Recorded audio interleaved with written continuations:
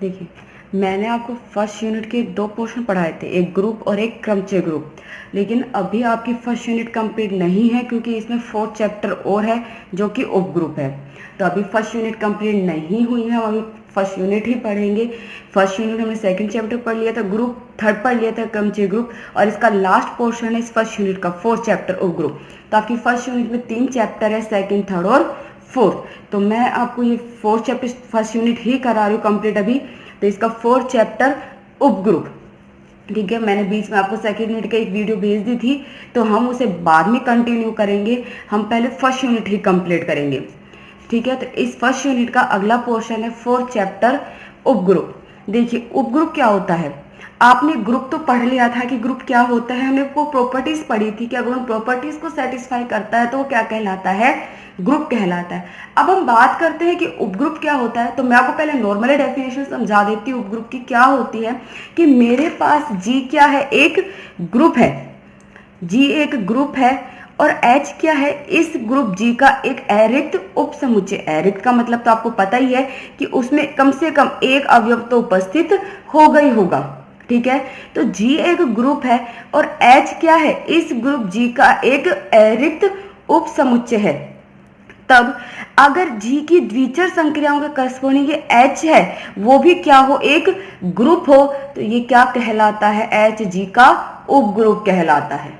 आगे बात समझ में कि जी एक ग्रुप है, एच जी का कोई अरिक्त उप समुच्चय है। जो चूंकि जी ग्रुप है तो इसमें तो संक्रिया होगी और ग्रुप की सारी प्रॉपर्टीज को सेटिस्फाई करेगा।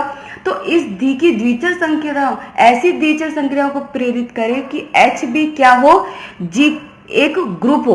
तो एच जी का क्या कहलाता है, उपग्रुप कहलाता है। तो यानी एच भी अगर संक्रियाओं के करस्पॉन्डिंग एक ग्रुप की प्रॉपर्टीज को सेटिस्फाई करता है, लेकिन एच क्या है, जी का अरिक्त उप समुच्चय है, और ये एच भी क्या है, एक ग्रुप हो खुद में, तो वो क्या कहलाता है, जी का उपग्रुप कहलाता है।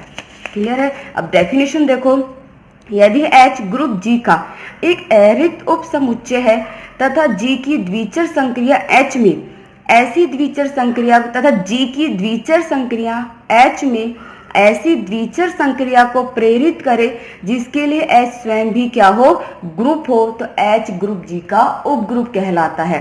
तो अगर एच एक ग्रुप जी का क्या है, अरिक्त उप समुच्चय है, तो जी की ग्रुप जी की जो द्विचर संक्रिया है वो एच में ऐसी द्विचर संक्रियाओं को प्रेरित करे कि एच खुद भी क्या हो, एक ग्रुप हो, तो एच क्या कहलाता है, जी का उपग्रुप कहलाता है। क्लियर है ना। अब देखिए, प्रत्येक ग्रुप के 2 तुच्छ उपग्रुप होते हैं जिन्हें विषम उपग्रुप कहते हैं। आपसे विषम की और उचित उपग्रुप डेफिनेशन पूछ सकता है। तो विषम उपग्रुप क्या होते हैं, इतना ध्यान रखना कि जो भी ग्रुप होते हैं उस ग्रुप के 2 तुच्छ उपग्रुप तो होते ही होते हैं जिन्हें विषम उपग्रुप कहते हैं। एक तो होता है वो खुद ग्रुप जी, और दूसरा होता है ई जो कि तत्समक अवयव है, जिसे यहाँ तत्समक उपग्रुप बोलते हैं। आगे बात समझिए। तो प्रत्येक ग्रुप के 2 तुच्छ उपग्रुप होते हैं जिन्हें विषम उपग्रुप कहते हैं। एक होता है वो खुद स्वयं जी क्या होता है, खुद का ही एक तुच्छ उपग्रुप होता है, और दूसरा ई।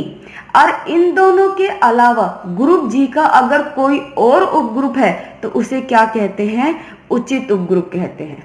क्लियर है। तो जी और ई ये तो हर ग्रुप के क्या होते हैं, 2 तुच्छ उपग्रुप होते हैं जिन्हें विषम उपग्रुप कहते हैं। इनके अलावा अगर ग्रुप जी के कोई और उपग्रुप हो तो उन्हें क्या कहते हैं, उचित उपग्रुप कहते हैं।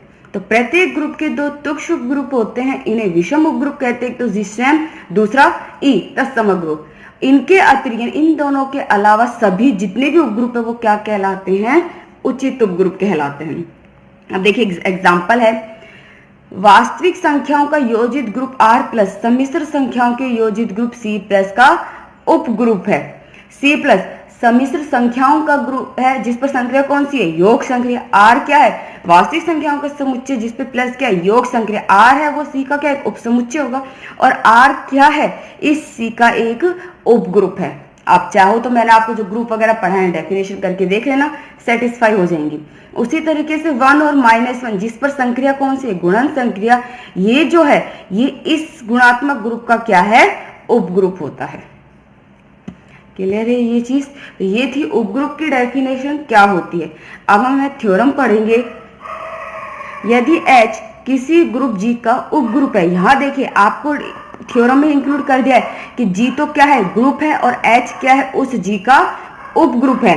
तो हमें फर्स्ट तो प्रूफ करना है कि एच का तत्समक अवयव वही अवयव है जो जी का तत्समक अवयव है। आगे बात समझ में, हम पहले को प्रूफ करेंगे, उसके बाद सेकंड पढ़ेंगे। तो जो पहली प्रूफ क्या कह रहा है कि अगर मेरा जो एक ग्रुप है जी और एच क्या है उस ग्रुप का एक ग्रुप है जी और एच उस ग्रुप जी का क्या है, उपग्रुप है, तो मुझे यही प्रूफ करना है कि एच का तत्समक अवयव वही अवयव होता है जो ग्रुप जी का तत्समक अवयव होता है। यानी एच और जी के तत्समक अवयव क्या होते हैं, एक ही होता है। ठीक है। दूसरा, एच के किसी अवयव ए का प्रतिलोम वही अवयव है जो जी में ए का प्रतिलोम है। यानी ग्रुप जी में किसी भी अवयव का जो प्रतिलोम अवयव होता है वही प्रतिलोम अवयव एच में उस अवयव का होता है। चूंकि एच जी का, याद रखिए, उपसमुच्चय, तो एच का हर एक एलिमेंट जी में उपस्थित होगा। और तीसरा हमें प्रूफ करना है कि एच के किसी अवयव ए की कोटि वही है जो जी में ए की कोटि है। कि जी में किसी अवयव की कोटि अगर है जो है ए की, वही एच के अवयव ए की कोटि होगी। ठीक है। तो जी एक ग्रुप है, एच उसका उपग्रुप है। हम फर्स्ट प्रॉपर्टी प्रूफ करते हैं हमारी कि एच और जी के तत्समक अवयव क्या होंगे, समान होंगे। तो देखिए मैंने मान लिया कि ई और ई डैश क्या है, क्रम से जी तथा एच के तत्समक अवयव। मैंने मान लिया कि ई तो क्या है, इस जी का तत्समक अवयव है, और ई डैश क्या है, एच का तत्समक अवयव है। क्लियर है। तो ई और ई डैश क्रम से जी और एच के तत्समक अवयव है। और ये भी मान लिया कि जो ए है वो एच का क्या है, स्वेच्छ अवयव है। आगे बात समझ में। अब ए अगर एच का स्वेच्छ अवयव है और चूंकि एच जी का उपग्रुप दिया हुआ है, और हमने उपग्रुप की डेफिनेशन पढ़ी थी कि एच क्या होता है, जी का अरिक्त उपसमुच्चय होता है। यानी एच का हर एक एलिमेंट क्या होगा, जी में उपस्थित होगा। तो अगर ए एच का कोई अवयव है तो ए किसका अवयव होगा, जी का भी अवयव होगा।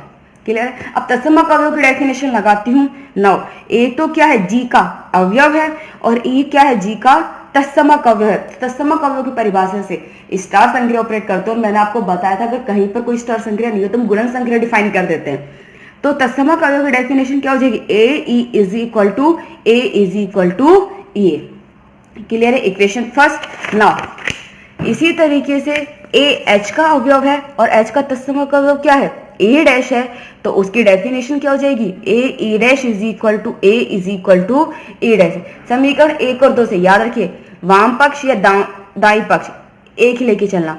ना तो यहाँ पर A E dash is equal to A है और वहां पे A E is equal to A है, तो ये क्या होगा, A is equal to A E dash. चूंकि जी ग्रुप है और उसमें वाम निरसन नियम की प्रॉपर्टी सेटिस्फाई होती है, तो वाम निरसन जी में वाम निरसन नियम से क्या हो जाएगा, A cancel out, A is equal to A dash. आप चाहे तो इस तरीके से भी ले सकते थे, यहाँ पर E dash A is equal to A E A जो वहां पर दिया हुआ है इधर की साइड, तो दक्षिण निरसन नियम से कैंसिल आउट हो जाता, तो ई बराबर ए डैश। ई जी का तत्समक अवयव था, ए डैश एच का तत्समक अवयव है, ई बराबर ए डैश हो गए। यानी एच और जी का तत्समक अवयव एक ही है। तो यहाँ पर ध्यान रखना कि किसी भी ग्रुप का और उसके उपग्रुप का तत्समक अवयव क्या होता है, एक ही होता है। नेक्स्ट हमें प्रूफ करना है कि H के किसी अवयव A का प्रतिलोम वही अवयव है जो A में A का प्रतिलोम, जो G में A का प्रतिलोम, यानी H के कोई भी अवयव A है उसका प्रतिलोम अवयव वही अवयव होगा जो G में उस अवयव A का प्रतिलोम अवयव है। तो यहाँ पर अब हम इसे प्रूफ करते हैं। तो मैंने मान लिया कि A क्या है, उप ग्रुप H का कोई स्वेच्छ अवयव। A मैंने H का अवयव ले लिया। अब चूंकि H क्या है, G का उप समुच्चय, ये उप समुच्चय की इस तरह से डिनोट करते हैं। तो एच जी का उप समुच्चय है, तो ए किसका एलिमेंट हो गया, जी का। तो ए एच का कोई हमने एलिमेंट लिया है जो किसका एलिमेंट भी होगा, जी का। अब मैंने मान लिया कि एच और जी में जो अवयव ए है उसका प्रतिलोम अवयव क्या है, बी और सी है। यानी एच में तो ए का प्रतिलोम अवयव बी है और जी में ए का प्रतिलोम अवयव सी है। और अभी हमने थ्योरम प्रूफ की थी एच और जी का जो तत्समक अवयव क्या होता है, वो क्या होता है, समान होते हैं। क्लियर है। तो यदि ई एच का तत्समक अवयव है तो ई किसका तत्समक अवयव होगा, जी का भी तत्समक अवयव होगा। नाउ अब मैं डेफिनेशन ले रही हूँ प्रतिलोम अवयव की। देखिए ई तत्समक अवयव है एच का और बी एच में ए का प्रतिलोम अवयव है, तो प्रतिलोम अवयव की डेफिनेशन से क्या हो जाएगा, A B is equal to E या फिर इज इक्वल टू बी। इसी तरीके से ई जी का तत्समक अवयव है और जी में ए का प्रतिलोम अवयव क्या है, सी, यानी A C is equal to E is equal to C. समीकरण 1 और 2 से इसको छोड़ू, यहाँ पर ए बी बराबर भी ई है और ए सी बराबर भी ई है, तो क्या होगा ए बी बराबर ए सी। तो जी में वाम निरसन नियम से क्या हो गया, B is equal to C. या फिर आप ये भी ले सकते हो B A is equal to C A, तो जी में दक्षिण निरसन नियम से भी क्या हो जाएगा, बी इज इक्वल टू सी। देखिए बी एच में ए का प्रतिलोम अवयव था और सी जी में ए का प्रतिलोम अवयव था, ठीक है। अब ये क्या होगा, बी इज इक्वल टू सी, यानी एच और जी में जो अवयव ए है उसका प्रतिलोम अवयव क्या है, समान है। क्लियर है।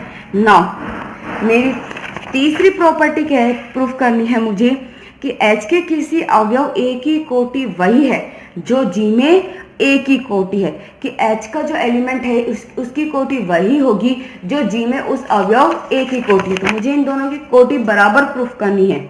नाउ तब देखिए यहाँ पर जो मैं थ्योरी है, हमने ए को एच का एक स्वेच्छ अवयव लिया है, पढ़ लिया था, इसलिए उपग्रुप के प्रत्येक अवयव का प्रतिलोम इस उपग्रुप और मूल ग्रुप यानी जी में समान है, जो मैंने आपको समझा दिया। नाउ तीसरी देखिए कोटि प्रूफ करनी है। माना कि एच का एक स्वेच्छ अवयव ए है परंतु एच सबसेट ऑफ जी, इसलिए ए बिलोंग्स टू जी। मैंने मान लिया कि ए क्या है, एच का कोई स्वेच्छ अवयव है, क्योंकि एच जी का उप समुच्चय, इसलिए ए किसका एलिमेंट भी होगा, जी का भी अवयव होगा। अब माना कि ए की कोटि एच तथा जी में क्रम से एम तथा एन है। मैंने मान लिया कि जो अवयव ए है उसकी कोटि एच में तो एम है और जी में एन है। क्लियर है। तो एच में ए की कोटि एम हो गई, जी में एच ए की कोटि एन हो गई। और ये भी मान लिया कि एच और जी का जो तत्समक अवयव है वो क्या है, ई है, क्योंकि हमने अभी थ्योरम प्रूफ की थी कि दोनों का तत्समक अवयव क्या होगा, समान होगा। क्लियर है ना। तो अब अवयव की कोटि की डेफिनेशन लीजिए। चूंकि एच में जो ए की कोटि है वो हमने क्या ली है, एम ली है, तो ए की power M is equal to E, यही हो गया अवयव की कोटि की डेफिनेशन। और जी में ए की कोटि एन है तो वो क्या होगी, ए की power N is equal to E. इन दोनों से क्या हो गया, ए की power M is equal to A to the power N. इस इक्वेशन के दोनों पक्षों में दाईं ओर ए की पावर माइनस एन से संक्रिया करा दीजिए। तो ए की power M into A to the power minus N is equal to A to the power N into A to the power minus N. ये तो क्या हो गया, ए की पावर एम माइनस एन, ये क्या हो जाए, ए की पावर 0, जो क्या होता है ई, यानी ए की power M minus N is equal to ई।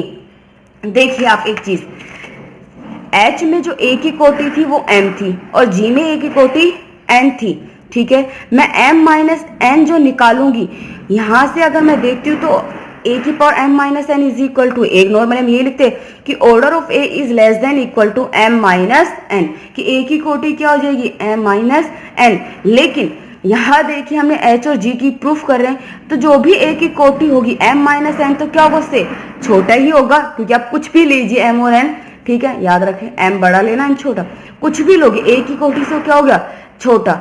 तो ए की power M minus N is equal to E. इसका मतलब ये आ रहा है कि आपका जो है ए की power M minus N is equal to E, आपको ए की power M minus N E जो कि तत्समक है कब मिलेगा, इसके बराबर, जब मेरा एम माइनस एन किसके बराबर हो, 0 के, क्योंकि एम माइनस एन 0 के बराबर, तो ए की पावर 0 क्या हो गया, ई। तो ये वैल्यू ई तत्समक अवयव के बराबर कब मिलेगी, जब एम माइनस एन क्या हो जाए, 0 हो जाए। क्लियर है। यानी M is equal to N, और m क्या थी, एक h में a की कोटि थी और n g में a की कोटि थी, हो गई प्रूफ बराबर। तो ये कंडीशन तभी पॉसिबल है जब m माइनस एन किसके बराबर हो जाए, 0 के, यानी m is equal to n हो गया। क्लियर है। m h में a की कोटि थी, n g में a की कोटि थी, दोनों की कोटि क्या होगी, बराबर होगी। और h क्या लिया था हमने, h का स्वेच्छ अवयव लिया था। तो उपग्रुप के किसी भी अवयव की कोटि उपग्रुप और मूल ग्रुप में समान होती है। ठीक है, ये आपकी थ्योरम थी। नेक्स्ट डेफिनेशन, एक ग्रुप सम्मिश्र। देखो ग्रुप सम्मिश्र क्या होते हैं, मेरे पास एक ग्रुप है जी, उस ग्रुप जी का कोई भी अरिक्त उप समुच्चय है, चाहे वह उस जी का उपग्रुप हो या ना हो, वो क्या कहलाता है, उस ग्रुप का सम्मिश्र कहलाता है। क्लियर है। तो ग्रुप जी का कोई भी अरिक्त उप समुच्चय, चाहे वो उसका ग्रुप हो भी सकता है और नहीं भी हो सकता है, वो उस ग्रुप जी का क्या कहलाता है, सम्मिश्र कहलाता है। तो किसी ग्रुप जी का कोई भी अरिक्त उपसमुच्चय, चाहे वह उपग्रुप हो या ना हो, ग्रुप जी का एक सम्मिश्र कहलाता है। क्लियर है? नाउ नेक्स्ट थ्योरम देखिए, किसी ग्रुप जी का अरिक्त उपसमुच्चय H एक उपग्रुप होगा यदि और केवल यदि A belongs to H, B belongs to H, it's implies AB inverse belongs to H। यदि और केवल यदि आया है तो हमें इस थ्योरम को दोनों तरफ से प्रूफ करना होगा। पहली हो गई कि मेरे पास ग्रुप G है और उस ग्रुप G का कोई एक अरिक्त उपसमुच्चय H है जो क्या है, उसका उपग्रुप है। देखिए मुझे पहला क्या प्रूफ कर रहा है कि अगर H G का उपग्रुप है तो मुझे ये कंडीशन प्रूफ करनी है, और दूसरा मुझे प्रूफ करना है कि अगर ये कंडीशन ट्रू है तो H क्या है, G का उपग्रुप है। तो पहले मैं पहला वाला पोर्शन प्रूफ करती हूँ, प्रतिबंध की आवश्यकता। मैंने मान लिया कि जो H है वो ग्रुप G का क्या है, उपग्रुप है, तो मुझे ये कंडीशन प्रूफ करनी होगी। देखिए प्रतिबंध की आवश्यकता, माना H ग्रुप G का उपग्रुप है और मैंने H के दो एलिमेंट ले लिए A B। अब देखिए एक चीज हो, H G का उपग्रुप माना है और G तो एक ग्रुप है और H G का उपग्रुप है, और उपग्रुप की डेफिनेशन आपने पढ़ ली थी कि H उपग्रुप क्या होता है, वो खुद में भी एक ग्रुप होता है, यानी वो ग्रुप की सारी प्रॉपर्टीज को क्या करता है, उपग्रुप भी सेटिस्फाई करता है। तो H ग्रुप G का उपग्रुप है और मैंने मान लिया कि A और B के दो अवयव है H के। नाउ अगर B H का अवयव है और चूंकि H एक उपग्रुप है जो स्वयं भी एक क्या है, ग्रुप है, तो उसके प्रत्येक अवयव का प्रतिलोम अवयव H में विद्यमान होगा। तो अगर B H में बिलोंग कर गया तो B इनवर्स भी किस में बिलोंग करेगा, H में। ठीक है, H उपग्रुप है और वो ग्रुप की सारी प्रॉपर्टीज को सेटिस्फाई कर रहा है, ये डेफिनेशन में क्लियर हो गया था। तो अब अगर A H का एलिमेंट है, B इनवर्स H का एलिमेंट है, तो संवृत गुणधर्म से A B इनवर्स किसका एलिमेंट हो जाएगा, H का। फिर से रिपीट कर रही हूं, उपग्रुप जो होता है ग्रुप का, वो स्वयं भी क्या होता है, एक ग्रुप होता है, यानी वो ग्रुप की चारों प्रॉपर्टीज को सेटिस्फाई करता है, संवृतता, सहचारी, तत्समक और प्रतिलोम। आगे बात समझ में। तो मैंने यहाँ पर H को G का उपग्रुप माना है, तो खुद भी एक ग्रुप है, तो उसकी प्रॉपर्टी से ही A भी H के एलिमेंट हो गए, B H का एलिमेंट है, तो उसके प्रत्येक अवयव का प्रतिलोम क्या है, H में विद्यमान है। नाउ संवृत गुणधर्म से A H का एलिमेंट है, B इनवर्स H का एलिमेंट है, तो A B इनवर्स भी किसका एलिमेंट होगा, H का। तो अगर H G का उपग्रुप है तो ये दिया हुआ प्रतिबंध क्या है, सत्य है, यानी आवश्यक है। अब मुझे प्रूफ करना है कि अगर ये दिया हुआ प्रतिबंध सत्य है तो H क्या होगा, ग्रुप G का उपग्रुप होगा। अब मुझे H को G का उपग्रुप प्रूफ करना है, यानी अगर नॉर्मली डेफिनेशन में बात करूं तो मुझे अब H को क्या प्रूफ करना है, एक ग्रुप प्रूफ करना है, यानी संवृतता, सहचारी, तत्समक और प्रतिलोम, ये चारों प्रॉपर्टी सेटिस्फाई करनी है ना। तो माना कि H में दिया हुआ प्रतिबंध सत्य है, यानी अगर A belongs to H, B belongs to H, A B inverse belongs to H, मुझे इस प्रॉपर्टी से प्रूफ करना है। नाउ देखिए, चूंकि H क्या एक अरिक्त उपसमुच्चय है, क्लियर है, अरिक्त उपसमुच्चय है। नाउ अब इसलिए हम H में कम से कम एक एलिमेंट तो ले सकते हैं, वो मैंने क्या ले लिया, A ले लिया है। चूंकि H अरिक्त समूह, इसलिए कम से कम H में एक अवयव A ले सकते हैं।